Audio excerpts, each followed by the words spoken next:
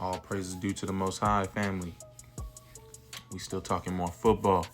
I know I'm coming to you late. That's my fault, but I'm getting to you when I can. I watched the highlights, family. I checked the box score, and I give you my perspective, and we discuss from there. I just finished watching the Eagles and Buccaneers game, and I was interested in this one. I mean, obviously, reigning champs. I'm a Saints fan, so the Bucs are leading my division right now.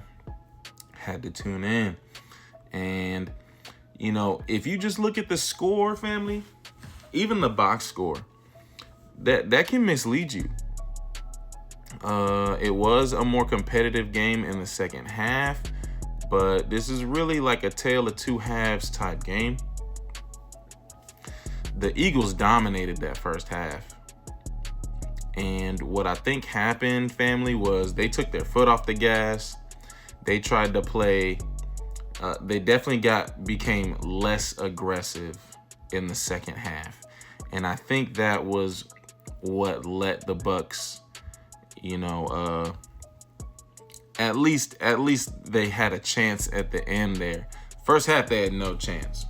What was it? It was like 24-6 or something like that. I think it might have been worse than that. But and then really those 6 points came from crazy field goals. One was like 65 yards, I think.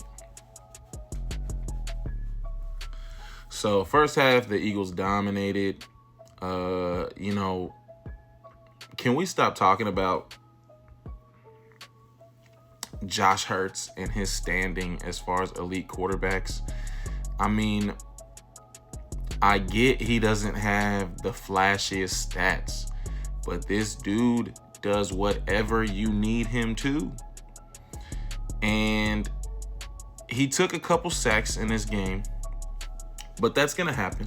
I mean, defensive ends are getting better and better. Like, they're getting paid more. They're being featured more in defenses. So a couple sacks, to be honest, is not even that bad. And the Buccaneers also are a pretty good defense. Like, Todd Bowles is definitely one of them defensive coaches that's gonna have his defensive personnel, performing better than what they would otherwise.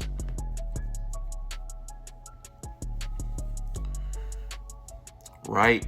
And I think, the Eagles just have everything they need. What I would like to see the Eagles do more is, look, you gotta make AJ Brown happy. That to me is a ticking time bomb. That's one of those things. Now maybe because they have everything they need, maybe it's just a function of how teams are playing the Eagles right now. And so maybe we will see the Eagles take a different approach as teams, take different approaches towards them. But to me, if they're keying in on Saquon, and AJ Brown is your receiver one, so he's gonna get the toughest coverage. But to me, you have to force feed him. Especially as talented as he is, as sure-handed as he is.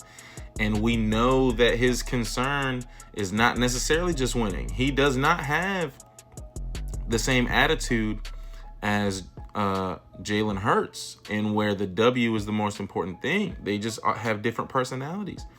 And he is not being featured. Whether the stats are there or not, Saquon's getting his touches. Of course, his stats are not jumping out at you right now, but he's the feature part of the offense. He's where the offense starts. He's the head of the snake. So his satisfaction is going to be different than AJ Brown's. You understand what I'm saying? So you have to force feed him. You have to give him 5 catches. Like he has to have 5 catches. And it's not Jalen Hurts' fault. Jalen Hurts is the type of quarterback that's going to take what you give him. To me, it's the coach, and they're winning. So from the coach's perspective, if the win is the most important thing, and it is, then you're doing a good job. But to me, if your wide receiver 1 is not happy, and you need to keep him engaged. That's just a balance that you have to strike. You know what I'm saying? And if you're winning, to me, if you had a first half like they did against the Bucs, and they're blowing them out the water early, to me, now the balance is easier to strike. Why would you get less aggressive when you have a sure-handed, bona fide number 1 like A.J. Brown? You can be safe and aggressive by force-feeding him. You know what I'm saying? Like, I don't know if that's crazy to think. It'd be more difficult if you were struggling for points or playing from behind. Then okay, yeah, we have to take what we can get. But if you've already established a lead, why take your foot off the pedal in an attempt to be safe when you can remain aggressive and be safe because you have a bona fide wide receiver 1? To me, like, those are not diametrically opposed goals. To me, those line up in that instance. Now the defense played, like I said, can be a misleading game because the Bucs were in it in the second half. And it seems like the rushing attack from the Eagles was not that great, but that's misleading. We saw the end of the game where they took a safety on a punt attempt that erased 30 rushing yards from the Eagles box score. So they did rush for over 100 yards, just barely though. I know Saquon did not have 100 yards himself. But so that's a reason why the stats are a little misleading for the Eagles offense. On that intentional safety to seal the game, they took a negative 34-yard rush. Another reason the stats look misleading was, the score was pretty competitive in the end, but really 14 points and 150 yards for the Bucs came on 2 plays in the second half. And this to me was a function. Now, those are good receivers, obviously. Those are 2 good receivers. And Baker Mayfield did a great job of staying on his feet and letting the play develop and then hitting them in stride. So props to those 3 offensive players. They did their job. But to me, I'm not stressed out too much if I'm the Eagles. If I'm an Eagles fan, if I'm, maybe was concerned about the Eagles defense in the second half, I wouldn't freak out too much. That's 2 plays, 14 points, 150 yards. These are millionaire freak athletes all over the place. So explosive plays are going to happen.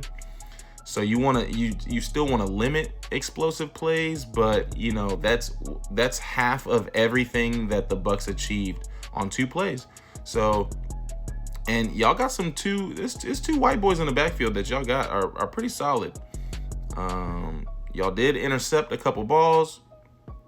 So, of course, clean up the explosive plays, the big home run plays, but that was half of, delete those 2 plays. What are we talking about for the Bucs, man? They're just out of contention for this game. So I wouldn't stress out too much, Eagles fans. Let's see what else I got to say about the game. Nah, man, y'all played a smart game, but that would be my biggest criticism, is taking my foot off the gas in the second half, both on the defense and the offense, man. Like, when you're up, feed A.J. Brown and don't let up on defense, man. Like, what was that? That was like almost Ravens-like, that's more of a concern than anything else to me.